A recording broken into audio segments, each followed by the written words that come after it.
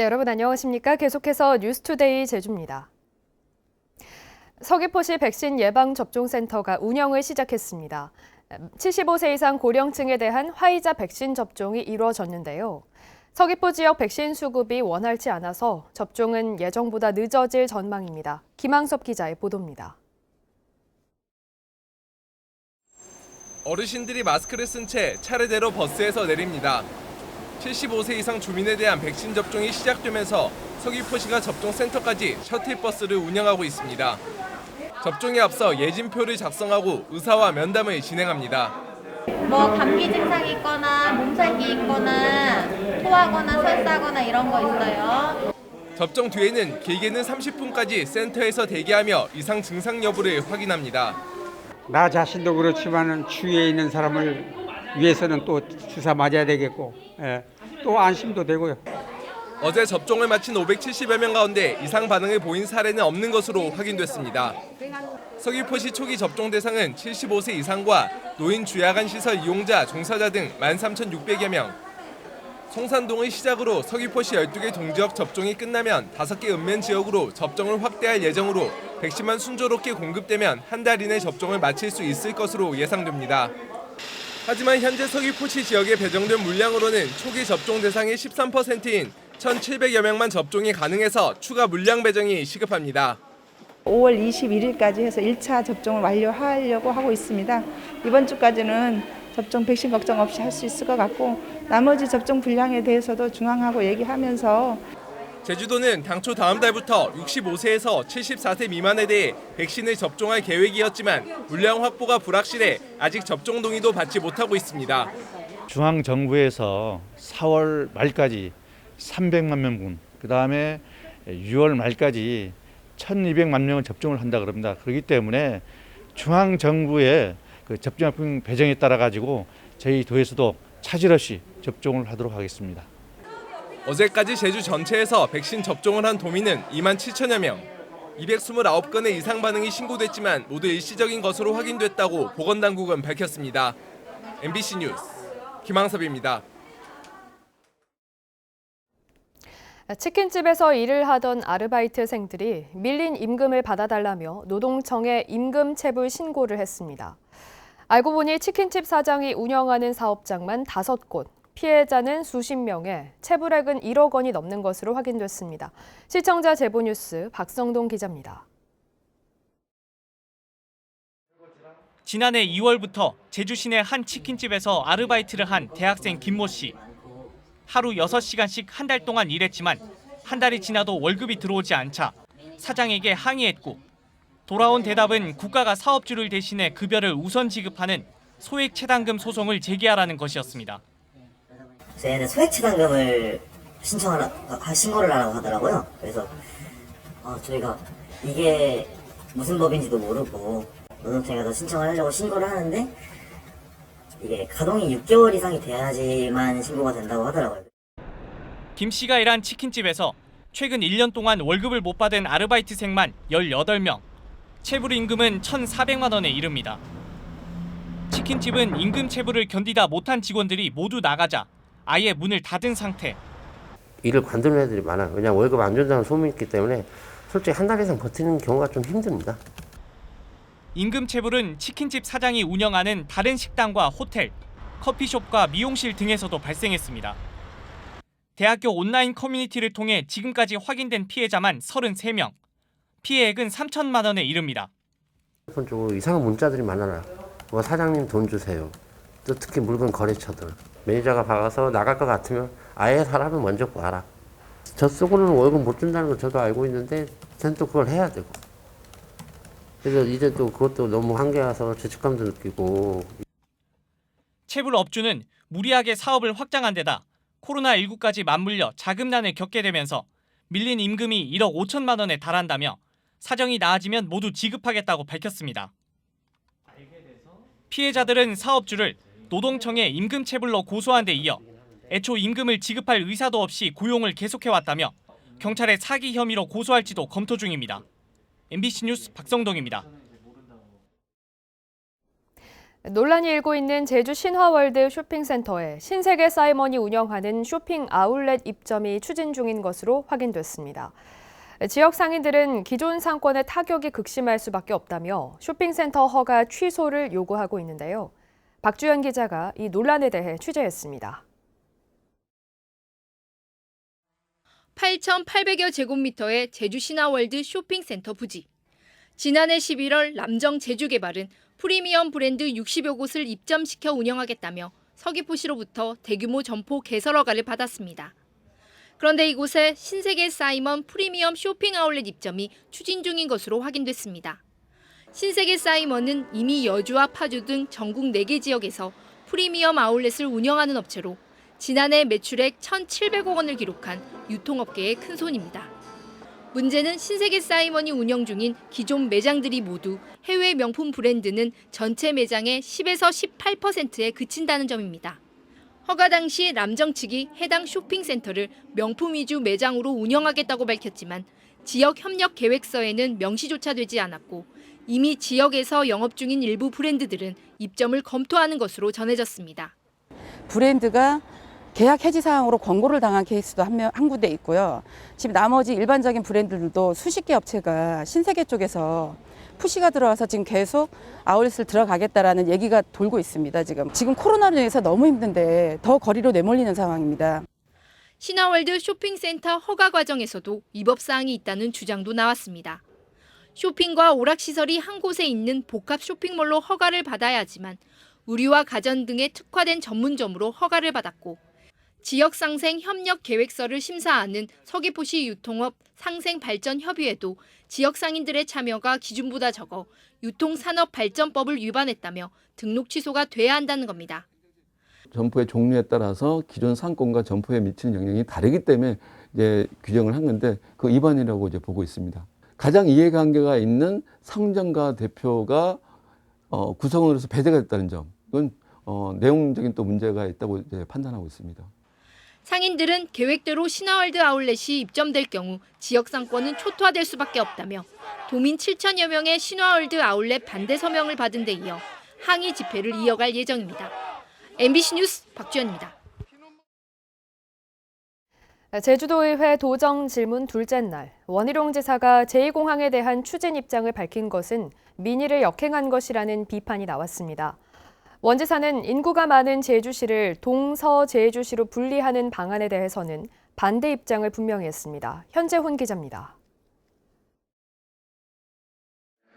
제주 제2공항 건설에 대한 도민 여론조사 결과 전체 도민 조사에서는 반대가, 성산읍 별도 조사에선 찬성이 높게 나왔습니다. 원희룡 지사가 제2공항 정상 추진 의견을 국토부에 제출한 것은 민의를 거스른 처사라는 비판이 나왔습니다. 대권 후보를 이제 준비하시는 우리 지사께서 적어도 민의와 역행되는 개인의 의견을 이번에 밝혀서 우리 도민들이 좀 실망이 많은데 나중에 우리 미래 세대 그리고 제주의 미래 경제 생각해 보십시오. 저는 분명히 역사적으로 이 부분에 대해서 돌아볼 날이 올 거라고 저는 확신합니다. 행정의 효율성을 높이기 위해 인구 50만이 넘는 제주시를 2개 행정구역으로 분리하는 방안에 대해 원 지사는 반대 의사를 분명히 했습니다. 우선 제주시를 2개 구역으로 나누는 부분에 대해서 이게 도리어 더 현실성이 있고 타당하지 않냐.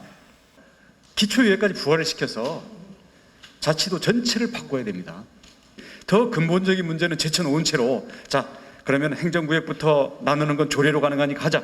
이렇게 해서는 그야말로 어떻게 말할까 단편적이고 짜집기 형식이 돼서 무분별한 포획으로 마을 어장의 수산자원 고갈 논란을 빚고 있는 야간 해루질도 도마에 올랐습니다. 지금 현재 삼촌들의 고민은 뭐냐면 해산물 뺏겨서 손내. 두 번째는 자기 아들 청년회하면서 그 사람들하고 싸워서 범법자가 될까 봐 더 고민을 하고 있는 이런 실정입니다. 취미활동이라는 이유로 주워가면서 사실은 이건 당근마켓에 가서 팔고 영리활동을 하고 있습니다. 그래서 뻔한 거거든요. 그래서 이 점에 대해서 행정에서 앞으로 역점 단속 사업으로 제도 관리 사항으로 하겠습니다. 원희룡 지사가 도지사 선거 불출마를 선언한 데다 자리를 비우는 도의원들이 많아 맥 빠진 도정 질문이라는 지적입니다. MBC 뉴스 현재훈입니다. 원희룡 지사가 도정 질문에서 지사직 신분을 유지한 채 대선 후보 경선 참여가 가능하다며 지사직 사퇴의 시기는 때가 되면 발표하겠다고 말했습니다. 원 지사는 지사직 사퇴의 시기를 묻는 질문에 공직선거법상 선거일 90일 전인 12월 9일까지는 사직해야 한다며 11월 예정된 후보 경선에는 도지사직을 유지한 채 선거운동이 가능하고 사퇴 시기가 결정되면 솔직하게 밝히겠다고 답했습니다.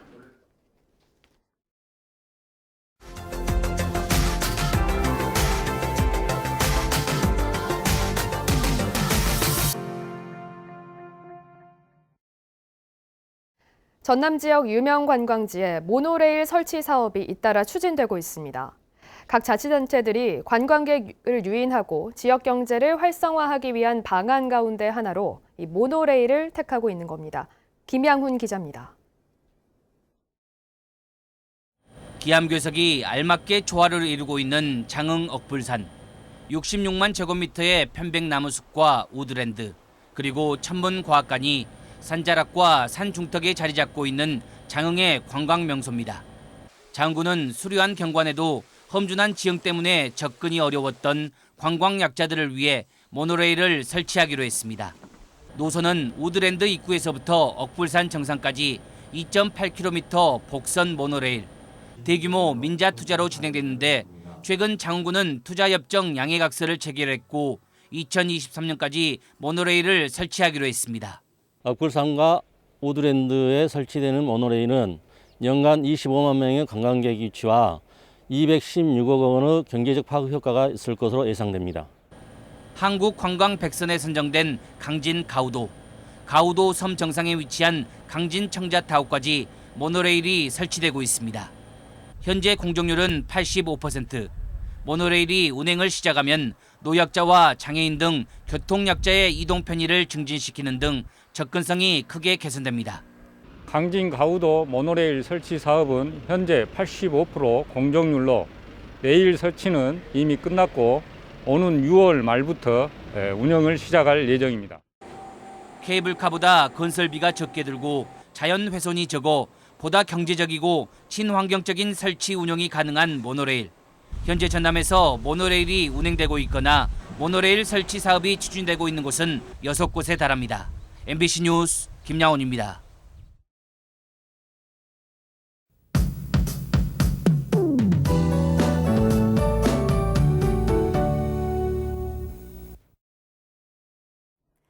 오늘 건조한 날씨 속에 종일 바람이 강하겠습니다. 대부분 지역에서 내일 새벽까지 시속 55km의 강한 바람이 불겠습니다. 현재 산지에는 강풍주의보가 발표되는데요. 오늘 산지를 중심으로는 오후까지 시속 70km의 매우 강한 바람이 불겠습니다. 현재 산지에는 건조특보가 발효 중인 만큼 등산객들은 산불 조심하시고요. 각별히 화재 예방에 힘써 주시기 바랍니다. 오늘 해상에도 바람이 강하게 불면서 풍랑특보가 발효되겠고요. 또 제2호 태풍 수리개의 영향으로 해안가에서는 너울성 파도가 예상됩니다. 현재 태풍이 지나고 있는 일본 오키나와 남쪽 해상에서 만들어진 높은 물결이 제주도 해안가로 전달되면서 갑자기 높은 물결이 있는 곳이 있겠습니다. 해안도로나 갯바위에서는 조심하시고요. 이번 주말까지 해안가 안전사고에 각별히 조심하시기 바랍니다. 오늘 서해상에 위치한 저기압의 영향으로 구름 많이 끼겠고요. 종일 날이 흐리겠습니다. 아침 현재 기온은 어제와 비슷하거나 조금 낮게 시작하고 있는데요. 북부와 남부 18도, 동부는 17도로 시작하고 있습니다. 한낮에는 구름이 볕을 가려주면서 북부와 서부 지역 23도에 그치겠고요. 동부 지역 21도가 예상됩니다. 오늘 도서 지역도 날이 종일 흐리겠고요. 건조특보도 계속되겠습니다. 불씨 관리 잘해주시기 바랍니다. 바다의 물결은 대부분 해상에서 4m에서 5m로 매우 높게 일겠습니다. 현재 제주도 남쪽 먼바다에서는 풍랑주의보가 발효 중인데요. 그 밖에 해상에서도 오늘 낮부터 풍랑특보가 발표되겠습니다. 당분간 예년 기온을 보이면서 포근한 봄 날씨가 이어지겠고요. 다음 주 중반에는 비가 내리겠습니다. 날씨였습니다. 도시공원 민간 특례 사업과 관련해 부동산 투기 의혹을 받았던 전직 공무원이 자택에서 숨진 채 발견돼 경찰이 수사에 나섰습니다. 어제 오후 5시쯤 전직 공무원인 A씨가 자택에 숨져 있는 것을 가족이 발견해 119에 신고했습니다.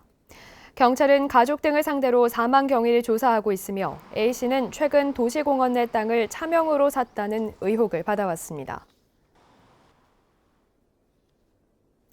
제주지법 형사 1단독 신병직 부장판사는 지난 2월 술에 취해 도로에 누워있다 행인의 신고로 출동한 경찰관의 멱살을 잡고 팔을 물어뜯은 혐의로 기소된 A씨에게 징역 8개월을 선고했습니다.